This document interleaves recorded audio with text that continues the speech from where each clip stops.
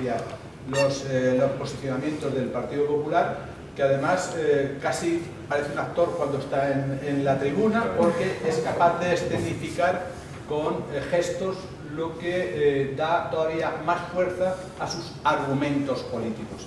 Para mí es un honor que estés con nosotros hoy aquí, es un honor tenerte en una de las sedes de la cultura del Ayuntamiento de Algeciras.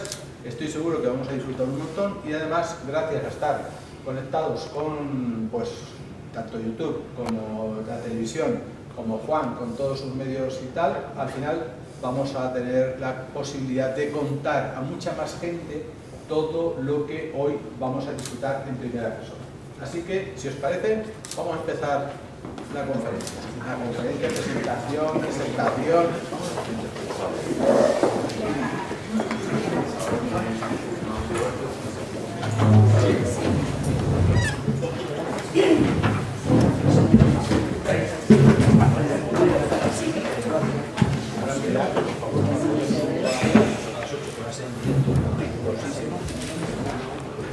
Bueno, como os decía, Jaime le avala pues, su gestión y su trabajo. De verdad que cuando sube a la tribuna o cuando está en la comisión de cultura es una persona que tú sabes que tienes garantía, porque no solo tiene una buena cabeza bien amueblada, sino que es que además se prepara las cosas, es decir, no deja nada al albur de que su capacidad le haga hacer mejor una disertación, una presentación, una defensa, es decir, no, lo trabaja, aunque parezca que es desenfadado, lo es en los gestos, pero no lo es en su trabajo, no es nada desenfadado. Y os tengo que decir que los senadores de la bancada popular pues disfrutamos un montón, y otros senadores no disfrutan tanto, porque de verdad que es tremendo cómo es capaz de desarrollar su actividad, y además es sinónimo de garantía que si hay alguien entre nosotros que ha ganado premios a nivel mundial, ¿verdad, Alberto?, en saber exponer y saber poner, te digo que seguramente tendrás cosas que enseñar a mi compañera Jaime, pero Jaime también va a hacer que todavía en el próximo concurso, el último fue en Nueva York, ¿no? Washington. Bueno, en el próximo concurso seguro que algo vas a poder llevar de la cosecha de Jaime. Y ahora te dejo a ti, que de verdad haga las cosas en serio. Y yo, antes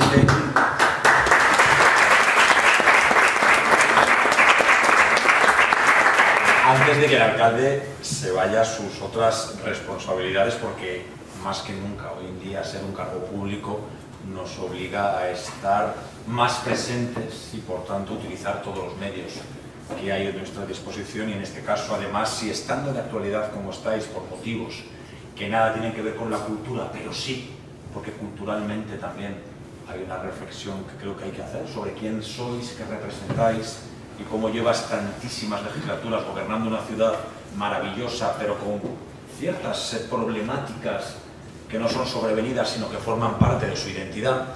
Pues insisto, el alcalde nos va a abandonar unos minutos para enfrentarse a ese otro miura, que son los medios de comunicación, a los que yo estoy de alguna manera estoy muy relacionado, porque llevo trabajando en ellos mucho tiempo. Tenéis un alcalde extraordinario, esto no tengo que decirlo, porque sus aplastantes mayorías, una detrás de la otra, lo único que demuestran es que es un gran gestor. Pero cuando se me ofreció ir al Senado, las lenguas maledicentes que intentaban, sin embargo, ser amables, que casi siempre son de tu propio partido, se molestaron muy mucho en decirme: qué suerte, vas al cementerio de elefantes, esta cosa que es preciosa y que tanto tiempo lleva diciéndose. Y yo, cuando me decían esto, siempre pensaba: qué maravilla, porque no hay animal más sagrado, más bello y probablemente más universal que el elefante. Pero es que además, créanme, he tenido la suerte de formar parte del equipo de Mariano Rajoy en presidencia del gobierno, he sido director general, viceconsejero, consejero, diputado autonómico, pero en el Senado es donde he encontrado el mejor grupo humano de todas las cámaras en las que he tenido la suerte de representar, en mi caso, a los ciudadanos madrileños. En todos los sentidos, porque no hay rivalidades, porque solo hay compañerismo y porque además hay mujeres y hombres de una calidez y de una calidad humana inmejorable y que además van mucho más allá de lo que muchas veces los políticos representamos, que es esto que estoy haciendo yo ahora, hablar e intentar con muchos adverbios y adjetivos llenar el tiempo y quedar más o menos bien, porque es que estos señores además gestionan. Y en la política lo difícil es la gestión, y la gestión municipal especialmente, cuando además el municipio que te corresponde dirigir tiene, insisto, las características que tiene Algeciras, quizá y en muchas cuestiones mucho más. Por eso, alcalde, para mí es un honor no solamente estar aquí, sino, insisto, formar parte de un grupo que es el del Partido Popular en la Cámara Alta, teniendo a este señor guardándome las espaldas, compartiendo con personas tan importantes como Luisa Fernanda Rudi, la primera mujer que asumió la presidencia del Congreso de los Diputados, expresidentes autonómicos. Quiero decir, qué suerte quienes podemos llegar al Palacio del Senado, no solamente porque tenemos la fortuna de poder, hablando de cultura, tener uno de los lienzos más interesantes de Sorolla, aquella jura de la reina María Cristina viuda, sino porque podemos compartir ideas y sobre todo manera de trabajar y de enfrentarnos a las realidades y problemas de nuestro país con, insisto, personas tan brillantes y tan solventes como mi querido alcalde, mi querido compañero. Así que, dicho esto, agradeceros a todos vosotros y sobre todo a la querida concejal de Cultura, porque sé lo complicado que es detentar esa responsabilidad, porque sé que en muchas ocasiones la cultura es lo primero de lo que se prescinde, pero en el año 42, y aquí ya le doy paso a mi querido amigo Fran Antón, actor, director, una de esas personas que realmente suman, porque solo con la cultura se hace patria, se generan oportunidades. Yo, alcalde, siempre digo que los buenos políticos y los buenos creadores tenemos una cosa en común, y es que con diferentes herramientas solamente intentamos algo, que es cambiar las cosas, mejorar la vida de los demás. Ellos, con una excepción que es la de la belleza como planteamiento absoluto. Pero como decía, en el año 42, plena Segunda Guerra Mundial, el ministro de Defensa inglés se acerca a Churchill porque hay que la financiación ajustarla para poder seguir comprando armamento, y le dice: vamos a acabar con el Ministerio de Cultura para con ese presupuesto poder seguir armándonos. Y Churchill, y esta frase es de verdad porque al pobre Winston Churchill le han colgado tantas y tantas frases que no le corresponden, pero esta es cierta, dice: y si no hay cultura, ¿para quién vamos a ganar la guerra? Bueno, pues yo creo que esto es importante, querida concejala, que lo tengamos en cuenta, que incluso cuando hay guerras, las guerras también se plantean como una manera de llegar a lugares en los que la cultura, la belleza, como dice Dostoyevsky, que salvará el mundo, son una realidad sobre la que todos nos sostenemos. Entonces te doy también las gracias por tu labor, porque como yo soy de ese mundo raro de la cultura y he llegado a la gestión de una forma casi sobrevenida, aprovecho para los que seguís haciendo cultura y seguís siendo héroes y heroínas, agradeceros vuestra labor, y a los que lo gestionáis también. El alcalde se va y entonces... Pero vuelve, efectivamente. Fran, disculpa. Yo creo que la concejala nos va a acompañar. Y ahora ya soy tuyo, Fran.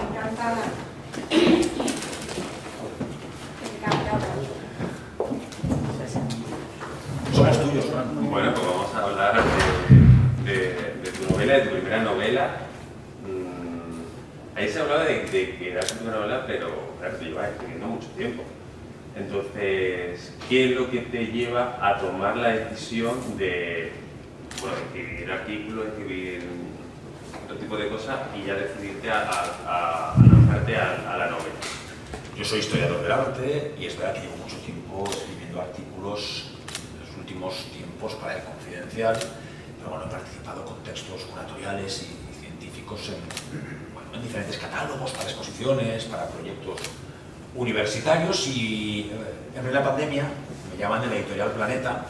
Yo no lo esperaba tanto, es así que en la primera llamada pienso que es una broma de estas que a veces hacen para dejar en evidencia a los políticos, y además casi siempre caemos. Yo no sé cómo después de todas las veces que lo hemos visto en compañeros seguimos como condenamos cayendo, y les digo que muchas gracias, pero que no estoy interesado. Me vuelven a llamar, me mandan un correo, y ya a la cuarta llamo a mi amiga Marta Robles, autora también de La Casa, y le digo, oye, mira Marta, me está llamando una tal Rosa Pérez, que me insiste, dame 10 minutos, indaga, y me dice, están de ti hartos, porque quieren que eres un maleducado que no haces más que darles largas. Total que me lanzo, les ofrezco un ensayo sobre una época que yo manejo porque es la que estudio cuando acabo la carrera, y me especializo precisamente en la década de los 40 en la ciudad de Madrid, en aquella posguerra tan terrible, y que sin embargo fue la de la reconstrucción del patrimonio español. En el año 37, ayer lo hablábamos, por poner un ejemplo icónico, se entierra a la diosa Cibeles con aquel montón de ladrillos y de sacos, asomando solamente la pobre la cabeza para evitar los bombardeos italianos. El Museo del Prado, también en el año 37, termina de vaciarse de sus fondos, y gran parte de las colecciones van a los bajos del Banco de España, pero también fuera de España. Y en los primeros años de la década de los 40, la dictadura empieza a recuperar todo aquello, porque es consciente, como todas las dictaduras, que la cultura es imprescindible para hacer llegar un discurso al pueblo. Tanto es así que en la Rusia, en la Unión de Repúblicas Socialistas Soviéticas, entonces comunistas, incluso se llega a crear un ministerio dedicado única y exclusivamente al cine, porque sabían que sus ideas, para que llegaran la magnitud de un país como aquel a todos sus rincones, era una fórmula absolutamente imbatible. Y Franco, a su manera, también se da cuenta que la cultura es necesaria para convencer de las ideas que él pretende hacer suyas, y por tanto de todos los que viven bajo su yugo, en tanto y cuanto es un dictador. No hay que olvidar que Franco es quien retoma la idea del Centro Dramático Nacional, y el que lo crea. No hay que olvidar que él es el primero en la década de los 60 que incluso va a intentar traer el Guernica de la sala del MoMA de Nueva York, y que sin embargo nunca lo consigue, porque Pablo Picasso ha dejado por escrito ante notario que nunca volverá el Guernica a España mientras textualmente no se restituyan las libertades en mi país. Por eso hasta el año 81 no va a ser posible esa llegada, pero aún así, en aquella España de hambre, de dolor, de enfrentamientos, de miedo, de todo aquello que es sinónimo de dictadura, hay pequeñas luces que tienen que ver con la cultura. Eso me interesaba, y eso me valía, y aquí acabo, que sabes que me enrollo muchísimo en mis respuestas, como contexto para hablar de la historia de esos desheredados, que lo eran todos, porque vivirse en libertad te convierte en un desheredado, pero de manera muy especial los monárquicos, arrinconados por los dos bandos, los locos, los homosexuales y las mujeres.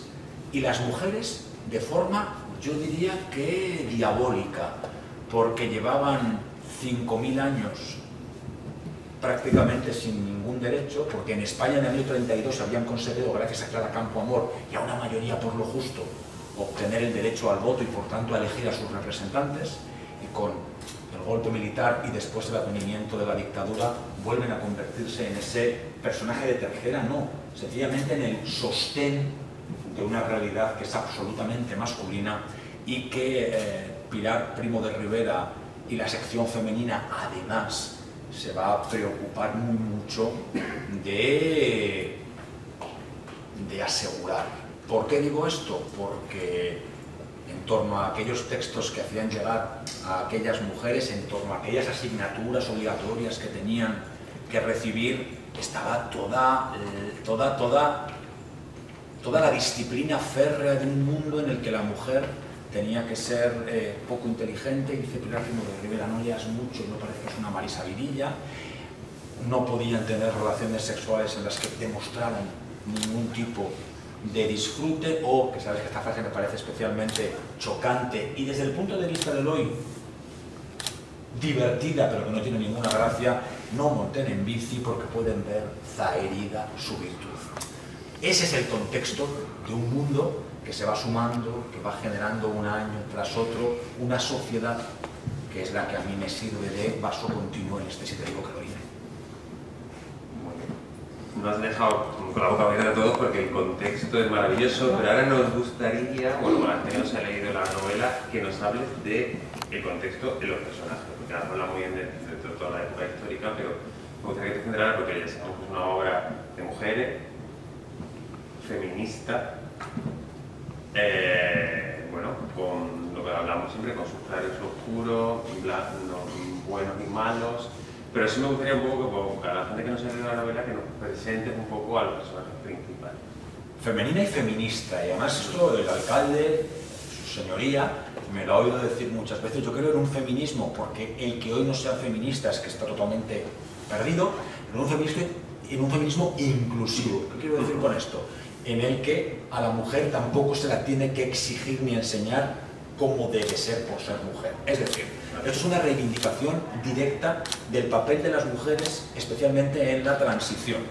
Porque, y aquí vamos a hablar de los personajes, después de casi 4 décadas de dictadura, son nuestras madres, nuestras tías, nuestras abuelas las que, no habiendo sido educadas en lo que quiere decir la libertad, que es uno de los conceptos más abstractos pero más importantes de la historia del hombre, han sido capaces, casi a ciegas, de ofrecernos todas las oportunidades que han hecho que este mundo sea lo que es hoy. Es decir, España es uno de los países más justos, más igualitarios y mejores en todas las realidades gracias a esas mujeres, porque no olvidemos que si en el año 2021 los cuidadores en pandemia un 80% eran mujeres, un 20% eran hombres, en la década de los 80 el porcentaje era 99,9 frente a un 0,1. Y esas mujeres que, insisto, fueron programadas para ser amas de casa, para estar en muchos casos bajo el yugo de sus maridos, hermanos, padres o hijos, de forma casi inconsciente, nos han dado a todos nosotros, que ya hemos nacido en democracia, la oportunidad de ser quienes somos. Y Elvira, la protagonista, que narra en primera persona la historia, es una de esas mujeres que ha pasado 10 años de su vida en un convento en el que no va a recibir, porque para mí fue importante, ningún castigo físico, porque yo insisto, algunos hemos tenido la suerte de tener relación con la Iglesia mejorable en algunas cuestiones, pero muy positiva y sobre todo carente de ningún drama de estos que a quien lo haya padecido hay que denunciarlo por todas las formas posibles, pero Elvira en ese colegio y en aquella España va a aprender y a desaprender. Y la novela tiene 2 puntos que son los 2 inicios que hacen que entiendas quién es Elvira. Por un lado, la muerte de su hermano, Gonzalo, que lo vela lo mismo que la Menchu de 5 horas con Mario de Miguel Delibes, y que frente al cadáver ella va a repasar su vida. Gonzalo es alcohólico. Gonzalo, como tantas y tantas personas de aquella España de posguerra, ha vertido sus sueños, sus esperanzas, sus miedos en el alcohol.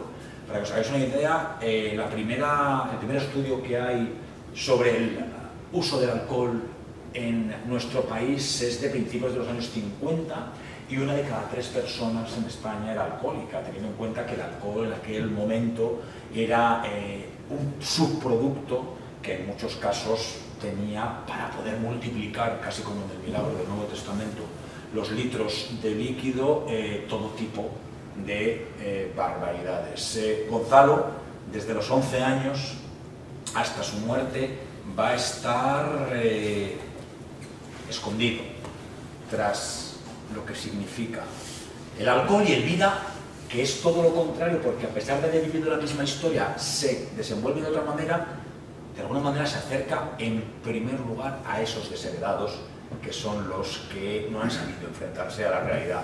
Y luego está su hija Adela. Elvira tiene 5 hijas: Ana, Áurea, Amalia, Adela y Ángela. Todas empiezan por A, todas acaban en A, por una cuestión poética que me parecía interesante. Cada uno de los nombres tiene un significado, en la novela se explica, pero Adela, la cuarta, es un claro homenaje a nuestro querido Federico García Lorca, andaluz de pro y probablemente el dramaturgo en lengua española más importante del siglo XX y uno de los dramaturgos más importantes de toda la historia de las letras universales. Y Adela, que va siempre vestida de verde, como la protagonista de La casa de Bernarda Alba, le dice a su madre un día en una cafetería: mamá, amo a Virginia. Y ahí empieza el gran drama de la protagonista, porque a ella le han enseñado que el amor entre iguales no solamente es pecado, sino que es pecado mortal, y además, para más Inri, en una mujer. Pero, como por encima de todo está el amor que siente por su hija, lo que le va a contestar es bien, y ella misma explica: y me sumí en el silencio, primero porque no sabía qué decirle, porque no me habían educado para educar a mi hija y porque además quería protegerla de personas como yo. Eso hace que Elvira y Adela tengan una relación compleja, en la que los silencios se suceden, porque, insisto, el amor, a pesar de ser infinito, no se sobrepone a la incapacidad de aproximarse a las necesidades que tiene esa hija. Y esa hija, que tampoco sabe cómo estructurar su discurso, también se va, de alguna manera, a arrinconar. Todo esto hace que Elvira diga: ¿por qué soy así? ¿Quién soy yo? ¿Por qué, siendo la mejor madre del mundo, o mejor dicho, creyéndomelo, durante un instante he repudiado a mi hija? Durante un instante he sentido lo peor que se puede sentir por un hijo, que es rechazo. Y entonces hace un viaje introspectivo en el que se da cuenta que eso es consecuencia de ese montón de cosas. Pero a pesar de que el viaje es fructífero, al menos para el lector, en ella no es más que una oportunidad para, con ya 80 años, posicionarse, pero quizá demasiado tarde, porque no consigue rebasar todas las dificultades que durante los años han hecho que ella y su hija Adela se sientan lejos, aunque muy cerca.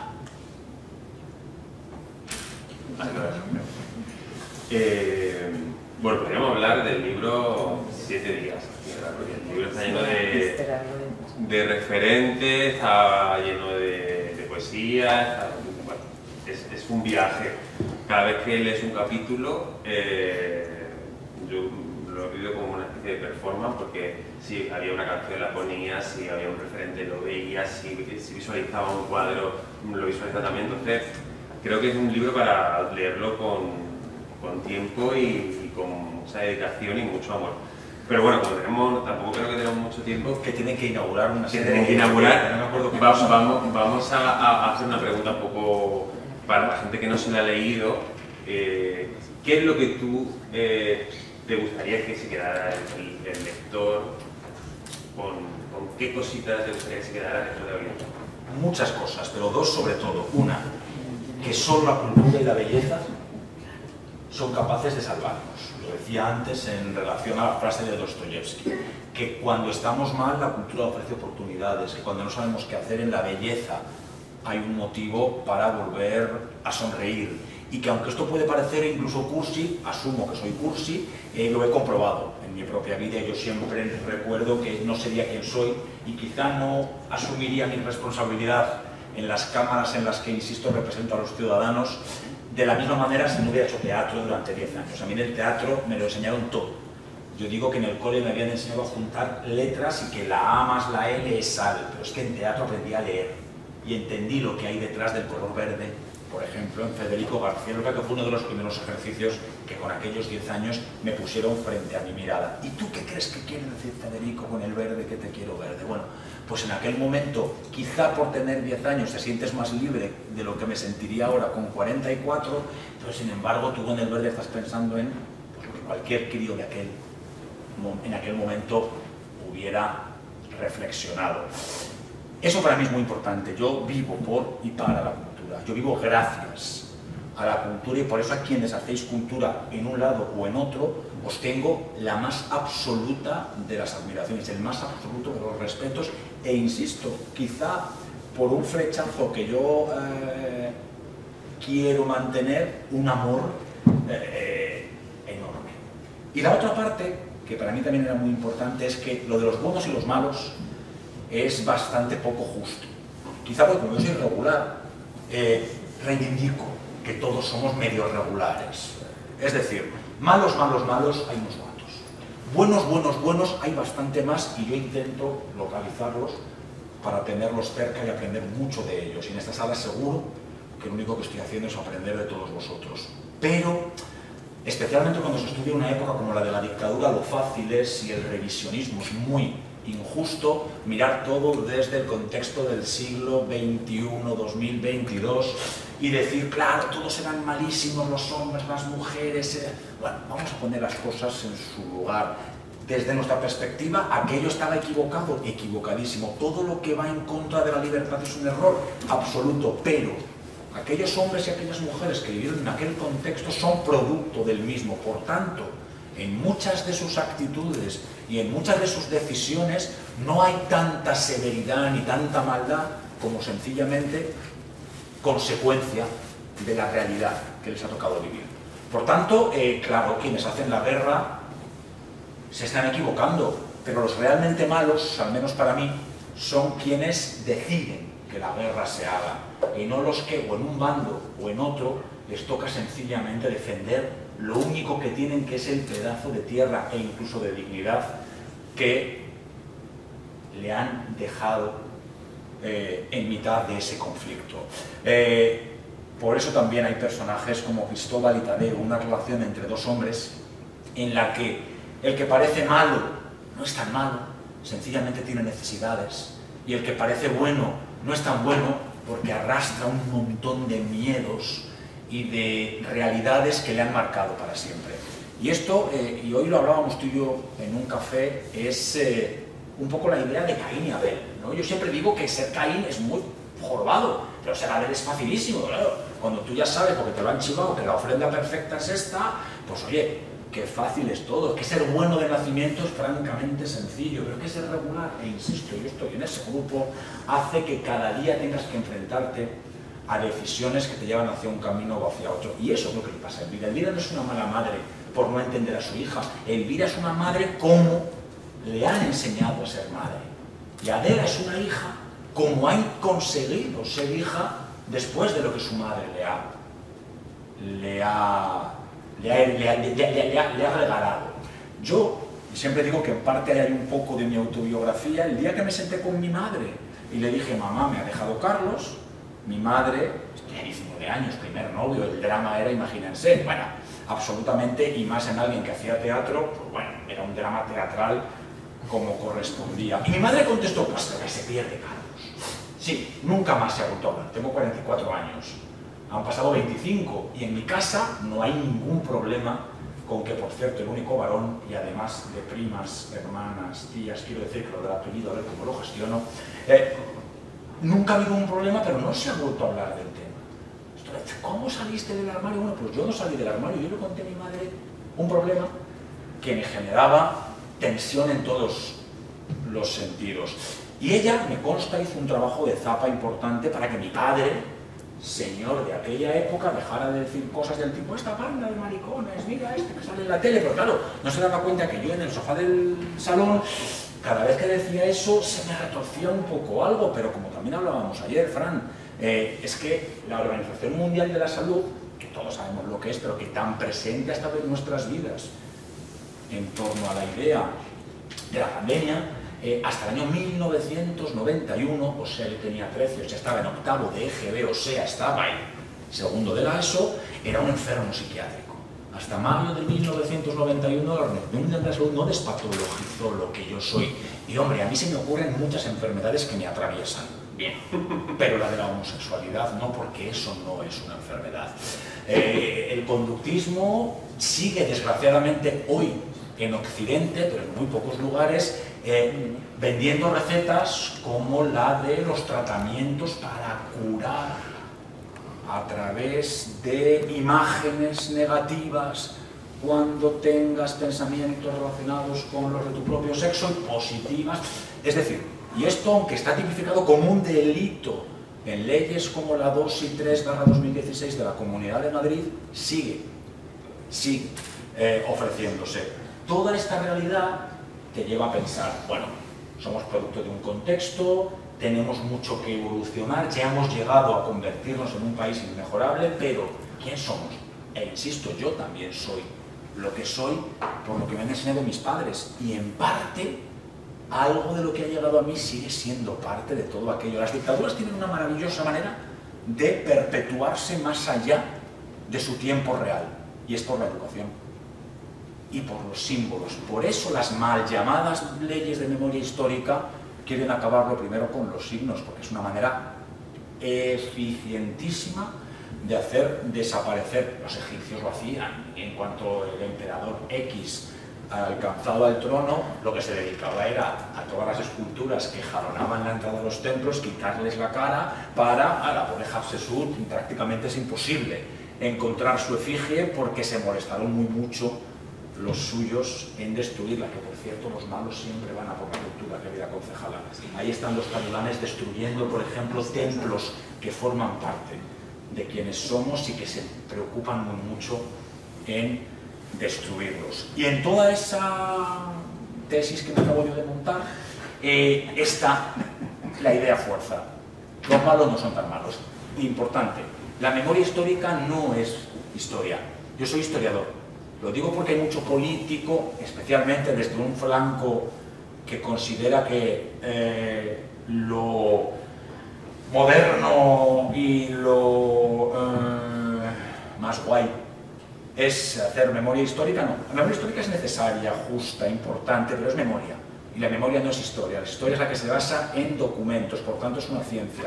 Lo que tú hayas vivido no forma parte más que de tu identidad. Y tu identidad es importante porque viene a sumarse a lo que significa la historia, pero no es historia. ¿Por qué también digo esto? Porque había mucha gente, como mis padres, que desde el desconocimiento de lo que es la libertad, no vivían tan mal en aquella época. Y también hay que rescatarlo, y me gusta dejarlo en la novela. Y esto no quita que yo sea un auténtico detractor de la dictadura, del levantamiento militar y de cualquier realidad que vaya en contra de las libertades y derechos individuales. Pero, a la población hay que entenderla, hay que entender los contextos. Y si no entendemos los contextos, no somos nada. Vamos, doy idea fuerza que me da para escribir también. Que dan ganas de leerla. Sí. No sé cómo vamos de tiempo, sí, que no... Tiene que bajar el alcalde, ¿va a rematar? Se marchó, ¿no? No vuelve. No, no vuelve porque tiene que irse con Javi. Bueno, hay muchísimos temas que, por ejemplo, a mí me interesa, pero mira, ayer me quedé con la gana de preguntarte una cosa. Hay mucho de despedida en la novela. Y tú dices una frase de la novela que a mí se me ha quedado marcada, que dice que no se le da tanta importancia a las despedidas como debería. Cuéntanos un poco por qué esa obsesión, esa reivindicación de la despedida en la novela. Por dos razones, prometo ir breve, por dos razones que son antagónicas. Por un lado, porque no me gustan las despedidas. Y al final hay mucho de freudiano, ¿no? Cuando te sientas a escribir una novela. No, te lo decía, tengo un artículo preparado para la Confidencial que se llama A la francesa, y que aunque hablo de todo lo que me gusta de lo francés, una de las cosas que más me gusta son las despedidas a la francesa. Llevo mal de decir adiós. Es una cosa que me cuesta muchísimo porque no me gustaría decir nunca adiós. Y sin embargo, que es a lo que más espacio dedico en la novela, la muerte, este mundo hiperconectado y bastante hedonista, ha querido ocultarla. Ha querido, incluso con la propia idea de tanatorio, convertirlo en algo frío y yo diría que capitalista desde el punto de vista de lo comercial. Cuando muere un familiar y te enseñan el catálogo de todos los componentes del tránsito, pues no lo sé, a mí eso me parece que es terrorífico. Y digo, y lo digo en primera persona, y se lo pido a todos ustedes, si me muero llórenme. Es decir, el chiste en el tanatorio y la risa fácil, que la entiendo, pero que hemos perdido algo que formaba parte de la identidad cultural occidental, especialmente del sur de Europa, en aras de un permanente hedonismo, de un permanente estar bien. Y hay que estar bien, pero hay que estar mal. Y las flores, como también digo, da igual el precio que tengan, pero casi mejor que no sean de plástico. Y esto es importante, claro. Y si tú vas a hacer, esto lo vivimos todos y también yo lo reivindico, oye mira, la misa, o no la hagas, o esto de una misita breve, no, pero porque yo creo mucho en los protocolos, creo mucho en todo lo teatral de la vida. Entonces, es que nacemos y morimos solos. Bueno, primero eso es mentira, porque nacemos estando más acompañados que vamos a estar en nuestra vida, porque nos une un pedazo de carne que se llama cordón umbilical a nuestras madres, y que morimos solos y que no importa la muerte. También ayer hablábamos, es que yo creo que a poca gente le va bien morirse. A la mayoría nos va entre regular y muy mal. Entonces yo creo que es un proceso tan importante que quienes nos quedamos aquí tenemos la obligación de darle la importancia que tiene. Pero que tú crees, que actualmente no se le da esa importancia. No lo creo. Simplemente leemos a Federico García Lorca y cómo es todo el inicio de esa Bernarda Alba con el señor José María Benavides y sus misas y las... Claro, y hoy en día es como, ostras, dice Nicanor Parra, premio Cervantes y para mí uno de los mejores poetas latinoamericanos, que los sanatorios son uno de los vicios del mundo moderno. Y tiene razón, porque en parte los hemos convertido en espacios para el divertimento, para el esparcimiento, para que un montón de gente que tiene que pasar por allí nos den una mano fría, cuando en muchos casos ni siquiera conocen a la persona que ha fallecido. Y la muerte está presente en todas nuestras vidas. Algo tenemos claro que nos vamos a morir, todos. Y sin embargo no nos educan ya en eso. A nuestros padres les educaron en la muerte. A nuestros hijos les estamos educando en que somos todos superhéroes. Y preguntamos por los superpoderes. ¿Qué superpoder querrías tener? No, volar, bien. Pero es que eso no es la realidad, la otra sí.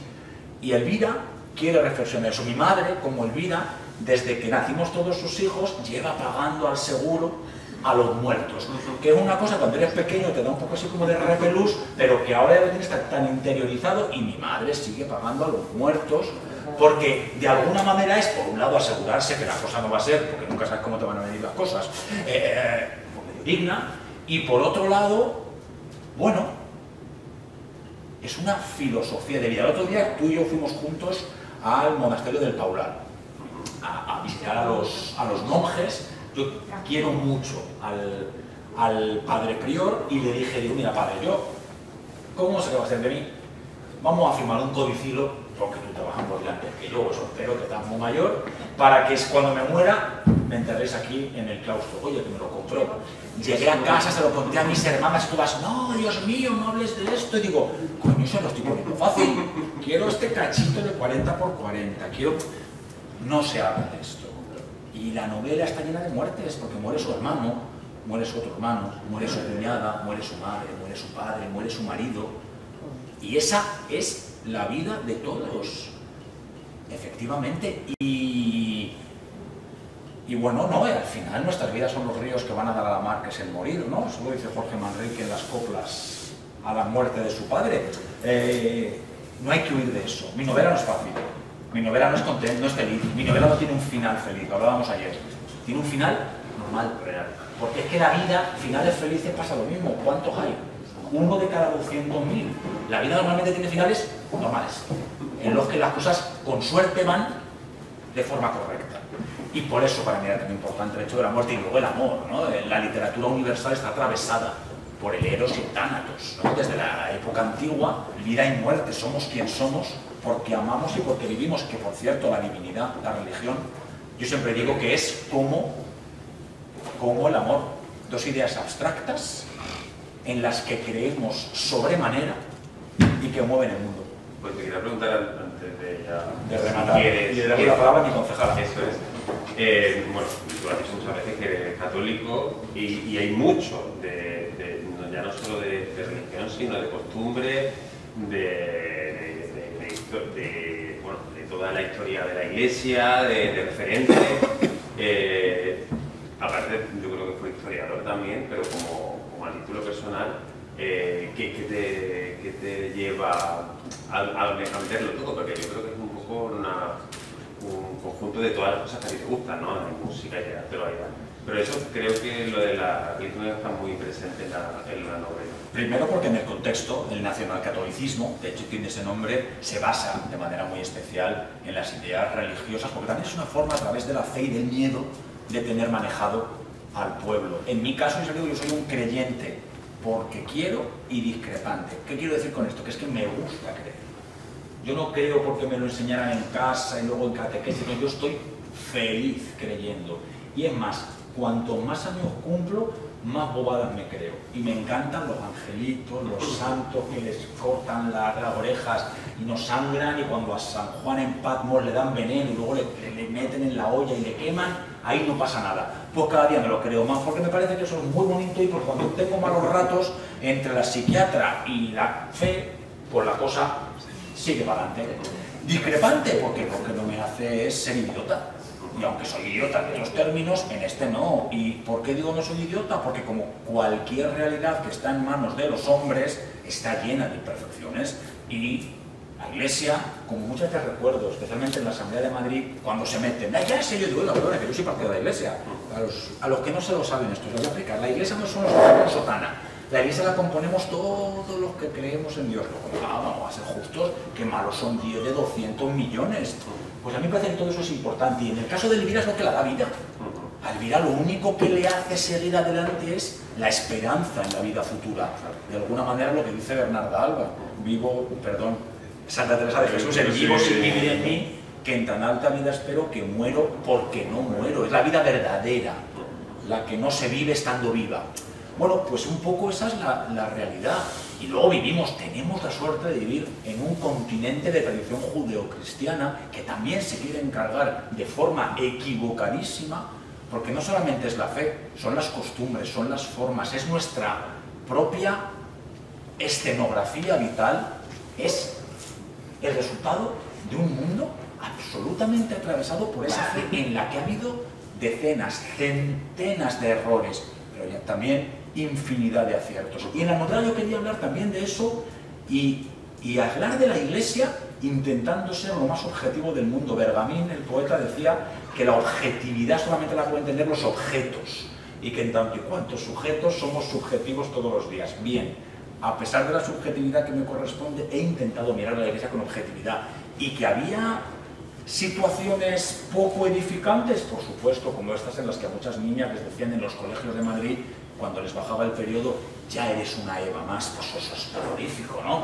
Pero también es cierto que más allá de esas verdades que son universales, hay toda una realidad existencial, una realidad que tiene que ver con algo tan personal como el creer en que lo que venga después va a ser mejor. Y Elvira, de alguna manera, respira eso, y creo que nos equivocamos cuando a las nuevas generaciones les quitamos esa oportunidad. Y oye, los Reyes Magos no sé si existieron o no, pero a mí me han hecho ser feliz un montón de años, me lo siguen haciendo, y oye, igual hay que explicar a los chavales, se lo crean o no, qué quieren decir, por qué uno es blanco, otro es negro y otro es medio marrón clarito, porque me parece que es parte de una cultura muy interesante, que hasta el siglo V todos eran blancos, que luego lo que pasa es que con los descubrimientos por el mundo empezamos a encontrar que hay negros y decimos, coño, vamos a ver a los negros un rey que se vean representados en él. Y entonces hablamos de la teoría del espejo, de Narciso. ¿Por qué a los niños no les enseñamos esto? ¿Por qué, querido alcalde y señoría, hoy la historia como asignatura en la última reforma de la ley educativa se convierte en algo absolutamente ínfimo, en el que además quitan, que es acojonante, con perdón para un historiador, las fechas? La historia hay que aprenderla sin fechas, y solo a partir de 1812. Y tú dices, pero me estoy perdiendo.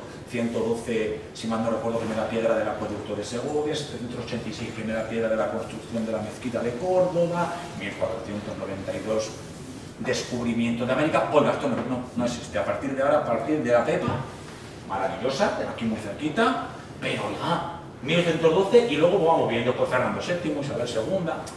Es que si no somos conscientes de quién somos, poco vamos a hacer hoy, y sobre todo menos vamos a ser capaces de construir en el futuro. Y en quién somos está toda una identidad religiosa, de la que podemos apostatar. Maravilloso, porque esa es la libertad, la posibilidad que yo tengo de escapar de una creencia. Pero creo que como sociedad, al menos, tenemos que seguir ofreciendo a las nuevas generaciones la oportunidad, simplemente, sin por supuesto obligar a nada. Esa es la diferencia entre la vida de Elvira, que es por obligación, y la nuestra, que es por mejora de un mundo que ya es muy bueno, pero que tenemos que asegurarnos que va a ser mejor. Concejal.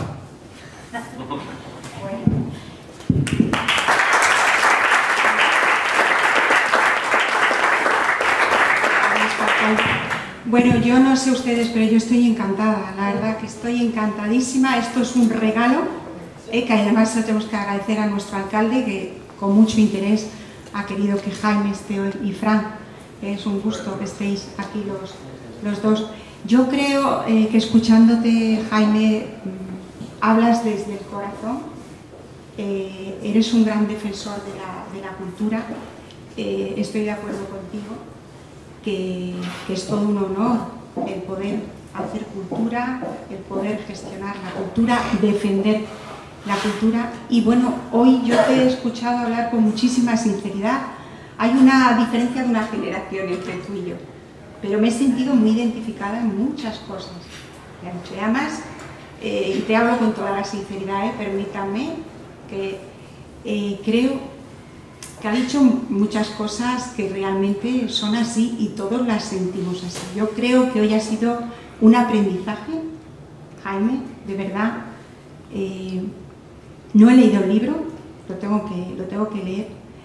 Y te agradecemos muchísimo que hoy estés de verdad aquí con nosotros, porque sé que además has hecho un esfuerzo. Ayer estabas en Jerez, has estado también con nuestros compañeros de Vejer. Y hombre, yo creo que es una oportunidad que los que están hoy aquí, que tenemos gente de la cultura, tenemos a Juanjo, tenemos a María Ángeles, que es una mecenas, una mujer que está colaborando mucho con el ayuntamiento, hermana de un pintor, que aprovechemos, y compañeros aquí, mi compañera la subdelegada del gobierno, compañeros concejales y amigos, que si queréis hacerle alguna pregunta o alguna reflexión, pues es el momento. Yo vuelvo a decir, a mí te lo agradezco muchísimo, porque yo creo que ha sido un momento de pararse, de reflexionar. Lo tenemos que leer, pero que, como te digo, yo me he sentido identificada en muchísimas cosas que han hecho, aparte de compartir contigo, bueno, pues el ser muy afortunados en los diferentes ámbitos, organismos que nos toquen, gestionar cultura. Totalmente.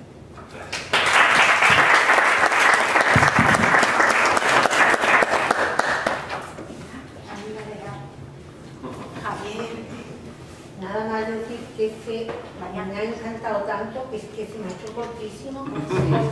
Volveré. Me ha encantado la forma, vamos, y lo que no quería es que me destripara el libro. No, claro.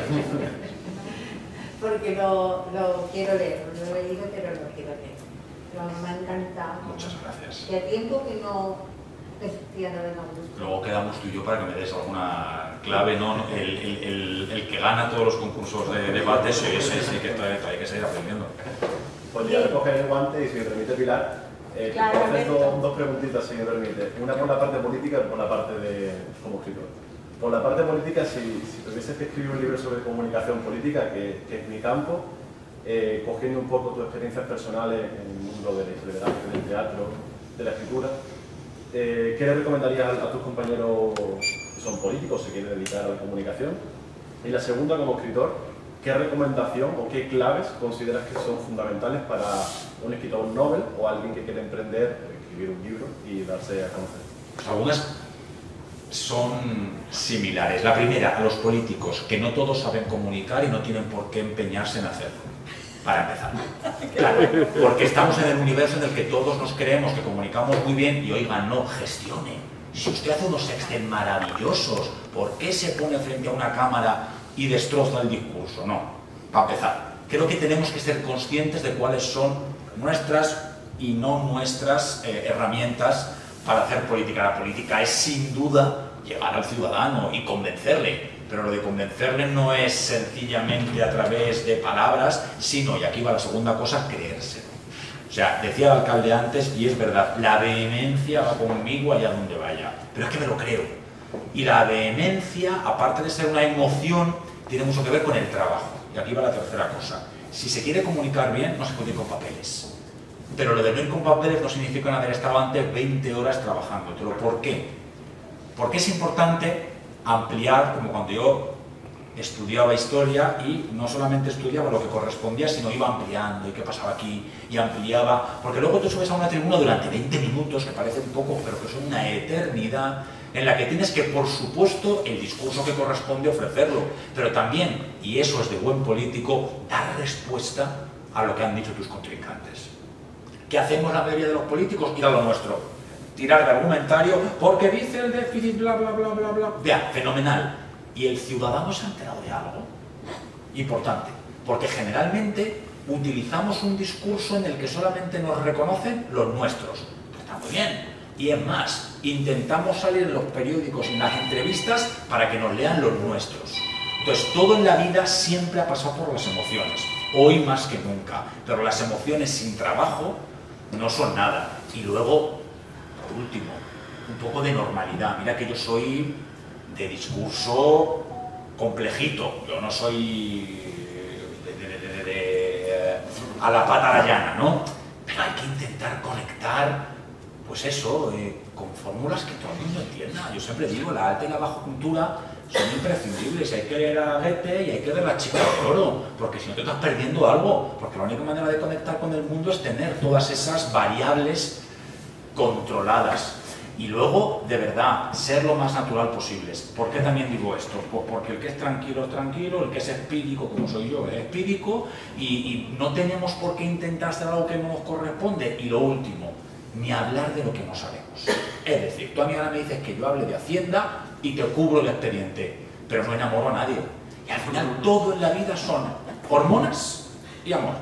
Y si la oxitocina es la hormona que genera el parto porque abre el canal y es la misma que segregamos cuando nos gusta a alguien, o empezamos a trabajar en esa línea o no seremos capaces de llegar a nadie que pretendemos que nos vote. ¿Creemos que alguien realmente se lee los programas electorales y no me lo leo ni yo? Yo me voy a Cultura, me leo Cultura, leo 4 cosas que me pueden parecer simpáticas. O conectamos o estamos perdidos. Y aquí acabo. No hay que perder de vista al que está enfrente. No hay que subestimarle nunca y sobre todo jamás faltar al respeto. A mí en la última intervención me llamaron, ¿cómo se llaman? Me saldrá la palabra ahora, una mujer, una portavoz del Partido Socialista me llamó mamporrero. Yo muy fino, le dije, pues mire, de momento, el miembro del caballo yo no lo trabajo. Digo, pero cuando ese día llegue, le prometo que el primer selfie se lo mandaré a usted. Claro, lo fácil hubiera sido, señoría, usted me ha insultado. Pues mira, no, hay que tomarse también todo y sobre todo tener un poco de finura a la hora de expresarse. Y en la literatura pasa un poco lo mismo, es de qué quiero escribir, qué quiero contar. No, voy a hacer una novela histórica sobre Don Guzmán el Bueno porque es lo que me... No. Bien, de Don Guzmán el Bueno, ¿por qué? ¿Lo quieres contar? ¿Qué vas a aportar tú cuando la gente, entre 300 libros que hay colocados en una librería, elija el tuyo? ¿Qué le vas a enseñar? ¿Qué le vas a ofrecer? Porque si no estás perdido. Y luego, y para mí es muy importante en un caso y en otro, cuidar el lenguaje. Porque estamos en las mismas. Porque ya no decimos te quiero porque mandamos un corazón por WhatsApp. Es facilísimo decir te quiero ahora. Antes costaba un poco más. Y es facilísimo hablar porque entre abreviaturas, tweets y semejantes barbaridades ya nadie utiliza el español, que es maravilloso, como corresponde. Oiga, si usted escribe, escriba bien. Y si no, dedíquese a otra cosa. Y si usted comunica, comunique bien. Y si no, dedíquese a la gestión desde su despacho. Pues esto es lo mismo. Y es una pena que, teniendo la segunda lengua más hablada del mundo después del chino mandarín, estemos, aparte de en algunos territorios, dejándola escapar, nosotros mismos no cuidándola todo lo que debiéramos. Entonces, bueno, yo creo que... Y que la política es un arte también, no lo olvidemos. Y, no sé, yo recomendaría que leyeran a Marco Aurelio o a Maquiavelo, que acaban los dos en Elo, y que está muy bien, ¿no? Porque es un poco eso, es la cintura, y mi opinión, y a mí me funciona muy bien, llevarse bien con todo el mundo. O sea, yo... No hay cosa que más me guste que desayunar, y así lo hago todos los jueves, con Hanna Yalul, del Partido Socialista, con Rocío Monasterio, de Vox, y aquí el que suscribe. Y me encanta, y nos hemos hecho amigos, y yo le digo, pero Rocío, ¿cómo eres tan salvaje? ¿Qué me estás diciendo? ¿Cómo que lo que tú me ves a mí? ¿Tú me ves que yo tenga 3 patas o las orejas puntiagudas? Pues yo soy igual que todos esos que decís que... No, o lo mismo, o los menas. Rocío, ¿tú has parado a pensar esas criaturas de dónde vienen, cómo han llegado? De verdad... ¿Cómo no van a ser delincuentes? Sí. Empatiza. Y luego buscamos maneras de gestionar y de controlarlo. Chiquilla, empatiza. Que nacieron igual que todos. Pues esto es muy bueno. Porque luego además, que esto también hay que ser largo, cuando estás en el debate, como te quieren un poco, rebajan. La seducción. Alguna cosa más. Quería daros un cacho, Miguel quería preguntarte algo. Sí, yo primero como oyente y probablemente después como lector agradecerte esa esa manera de comentar que desaprendiendo se aprende siempre, porque de los errores aprendemos y de ellos vivimos. Y en el entorno de la novela sí me gustaría saber, pero es una cuestión muy personal, no sé si, porque no la he leído, de hecho la veré seguro. Y se la daré al alcalde para que me la firme cuando llegue a Madrid. Seguro que el alcalde me va, si no va a ser caso, seguro que la beneficia de tuya lo hago. Me gustaría saber si no, en realidad no es un ejercicio literario donde del dolor, la risa cotidiana, porque en el fondo es una reivindicación de la vida en todos sus caracteres. Sí, claro, de la vida y de la mía en concreto. Hay muchas cosas que soy yo, otras no tienen nada que ver conmigo, pero Jaime sale aquí en muchas... Primero porque quería que la verosimilitud fuera el hilo conductor, y la única manera de hablar con verdad es, hostia, ¿yo qué sentí aquí? O, que tengo un actor todavía dentro, ¿qué sentiría? Que también es importante. Entonces, ¿qué sentiría? Firme, miro, fijo, tal cual.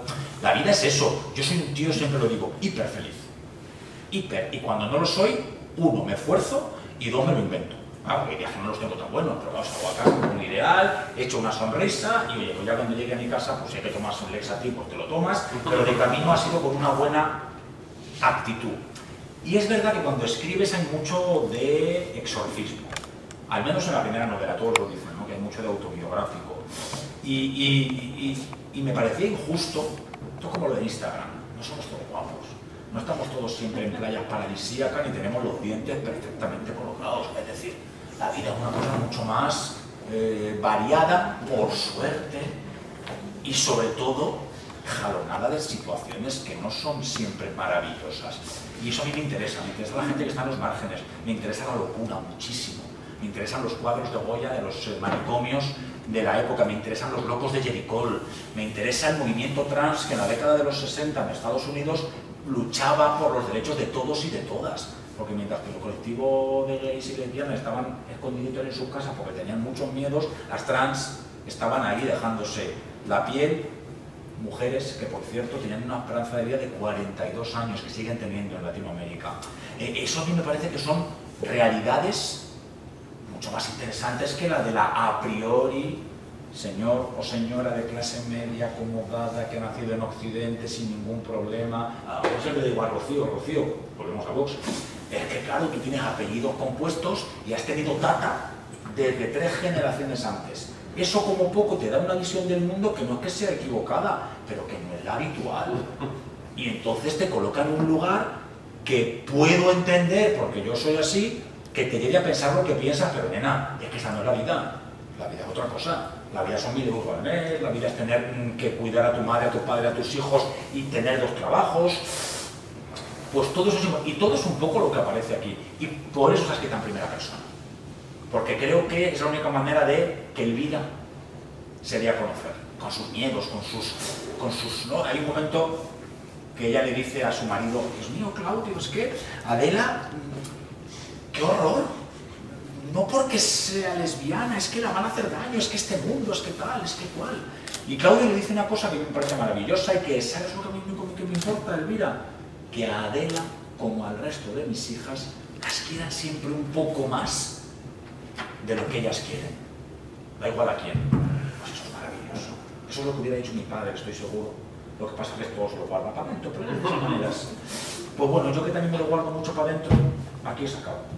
Y es un poco la vida, y la vida es un lugar maravilloso, y es maravilloso porque también es... Para que haya sombras tiene que haber luz. Y ya está. Y eso no solamente lo dice Caravaggio, lo dice Rilke, ¿no? La belleza de la tormenta. Pues yo soy muy romántico de esa teoría, ¿no? Y me parece que esta novela, que insisto, no es fácil, no nos llevamos a engaño, porque todo es dramática, es decir, que si estamos pasando un momento muy complicado en nuestra vida, dejarla para dentro de unos par de meses.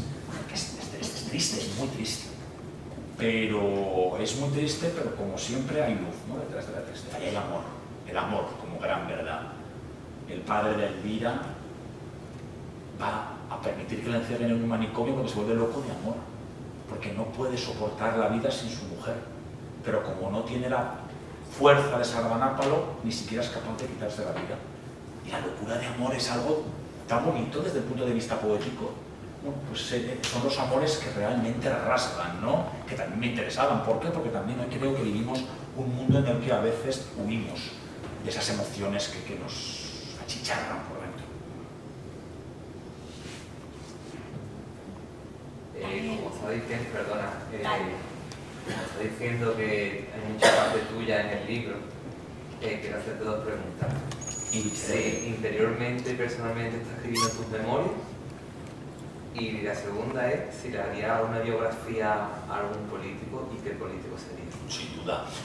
No es una biografía, pero hay muchas cosas mías, pero cosas mías exageradas. Está esta idea de cómo yo le conté a mi madre y Elvira y Adela van a tener una relación parecida, cómo es la relación de mi padre y mi madre. Es una señora absolutamente poderosa y se ha construido toda una armadura para protegerse de todas aquellas cuestiones que hicieron que su vida no fuera fácil, y mi padre es un tío feliz, simpático, que solamente lee y todo le va bien. Y en cuanto a la biografía, pues mira, si me dejara ser 100% político actual, auténtico, a mi amiga Cristina Cifuentes. Porque me interesa mucho, y porque la conozco mucho, y porque la quiero mucho, y porque creo que es una de esas personas o personajes llenos de aristas maravillosas, y que en ocasiones, por una educación recibida, la de su padre militar, la de otros tiempos, no se deja realmente ser quien es. ¿Se lo has propuesto? No, pero sí le he propuesto que lo haga y que necesitaba a alguien que le acompañara en todas sus versiones. Porque la autobiografía nunca es justa. La autobiografía es siempre una cosa absolutamente programada y onanista, si me lo permites, ¿no? Es como, wow, qué bueno soy en esto, y esto que voy a decir que soy muy malo es porque busco la autocomplacencia del enfrente. Ay, pobrecito, tal. La biografía es la biografía, la de verdad, la de alguien cercano. Yo escribiendo una biografía de Aznar, pues no sería justo, porque me basaría en lo que cuentan de lo que cuentan y en lo que he leído. Pero claro, personas, no sé, a mí me interesaría mucho, pero solamente por lo político, mi grandísima amiga Fátima Báñez. Yo te hago una biografía de Fátima y te quedas muerto, pero Fátima es luz en todos los sentidos, y Cristina no es que no lo sea, pero Cristina tiene otras características que para mí son más lorquianas, y Fátima es más Jardiel Poncelesca, otra cosa, feliz, contenta, todo va bien, todo es bueno, siempre está con una sonrisa. Y Cristina, aunque solamente sea por lo que significa tener un accidente de tráfico como el que ella tuvo, en el que nunca perdió la consciencia, y estuvo a punto de morirse, se despidió de toda su familia. De ahí pasas a ser la gran presidenta autonómica, de ahí te conviertes en una víctima, y yo lo digo sin ningún problema, aunque ella no lo diga, de fuerzas oscuras y que en ocasiones a todos nos dan un poquito de miedo. Es maravillosa. Y luego, sin el más mínimo pudor, porque tú lo vales, cocinas con Chabelita Pantoja en Telecinco. ¡Wow! Es maravilloso. Porque es que esa señora, que es la misma y que lo hace todo exactamente igual de bien, gestionaba 22.000 millones de euros cada año. Y no le da vergüenza. Otros, y yo me incluyo, somos tan idiotas que nos daría vergüenza. Porque tenemos una cosa así como, Dios mío, qué horror.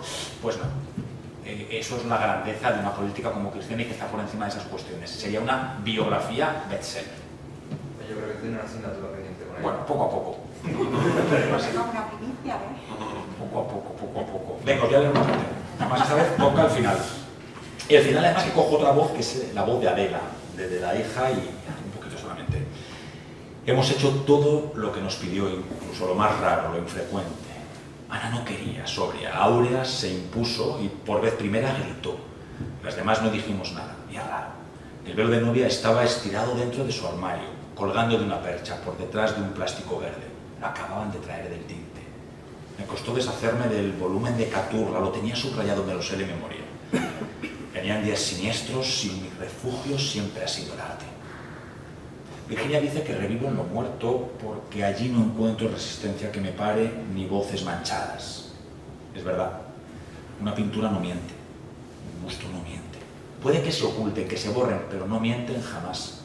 Y si no lo hacen es porque están muertos. Y los muertos suelen decir la verdad. Quizá ahora que está muerta sea capaz de entenderla, a mi madre. Quizá ahora que es historia consiga verla mejor. Nació un 6 de septiembre y siempre se sintió sola.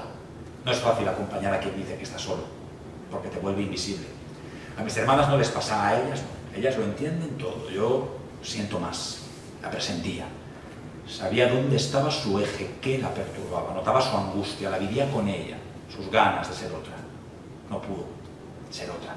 Nunca se liberó de la pena y, como no lloraba, se inundó como esos pueblos que levantan sobre arroyos. Decía que llorar es igual que perder tiempo. ¿Para qué? Apenas le he llorado. Culpa suya. No sé. Y quiero dormirme de rabia, amanecer con la cara vuelta del revés, con los ojos rojos, ser como dicen que hay que ser, para no fallarle. Otra vez. Fui la pequeña un tiempo, hasta que vino Ángela. He jugado con ella, la he visto bailar, expedir. Lo ha sido siempre, me quiere. Le encanta decir que mucho. No se pudo despedir de su madre. Ninguna lo hemos hecho, solo Aurea. Y sin saberlo, por casualidad. Estaba allí. No oyó nada, se había muerto en su cama, con la radio puesta bajito. Me llamó antes que nadie a mí. No paraba de llorar y después sana y todas, y yo seca, helada. Herencia de ella. No hay mucho que repartir. Apenas nada. La medalla que fue de la abuela y tiene el nombre de papá ya es de Ana, los pendientes de perlas de Amalia. Yo me he quedado con Levite. No sé quién fue T, pero yo también le pienso, ni siquiera sé si fue una mujer, pero fantaseo con ello. La pienso grande, enorme, concentrada en la belleza de esos hombres, en sus obras de gigantes. Con contorno tiemblo, me sobrecoge, pienso en el cielo, en la otra vida, y veo sus cuerpos de viento enroscándose a una idea, a un soplo del hálito divino de un dios ancestral, previo al nuestro, al mío, al que rezo. Fuimos a Florencia con mi madre, Virginia y yo, y en la iglesia de Santa Felicità, en Oltrarno, en la capilla Caponi, vi cómo se emocionaba, cómo se tragaba la humedad de sus ojos semi-hundidos, como el perro de Goya. Frente a esa tabla danzante, etérea, empolvada, la vi por vez primera pequeña, humana, mojada. Pontor no era tan dramático como ella, tan neurótico, tan difícil, tan hipocondríaco como lo soy yo. Fue su último viaje, de riguroso negro por papá. Tuvimos que convencerla y ella lacónica. También vino Aurea y se compró un sombrero de fieltro por detrás del carmine con una pluma de gansa en lo alto. No se lo ha puesto, no lo hará. Las tres dibujaban un conjunto sereno. Yo disonaba. No sé hablar con ella, no me sale, no encuentro las palabras ni la voz. Cuando la llamo sonrío, aunque no me vea, para sonar amable. Ya no puedo llamarla y no sé si borrar su número. Amalia ha metido toda su ropa en cajas. Quiero rescatar el abrigo de Florencia, el que llevaba el día que encontró a Pontormo, para guardar su recuerdo, el de hormiga frente a la eternidad. Mi madre no sabía querer, y quería, pero era incapaz, porque nunca la quisieron como a ella le hubiera gustado, ni siquiera a mi padre, porque nadie nunca le enseñó a amar. Había tanto que llenar en su cuerpo que siempre era poco, aunque no lo fuera, tanto que cubrir que anduvimos siempre en deuda, y siempre es demasiado. Mi madre lo que sabía era cuidar, denudadamente, hasta la extenuación, sin límite.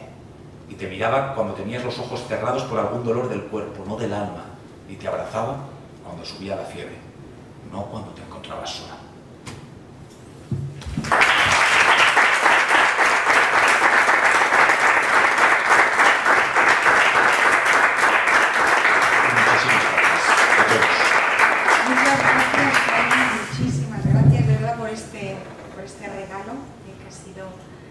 Volver a estar aquí con nosotros. Sabemos que el alcalde tiene la suerte de tenerte muy cerca.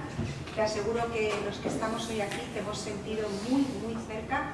Te esperamos por Algeciras. Prometido. Me comentaba antes que estaba bicheando nuestra programación de otoño de teatro.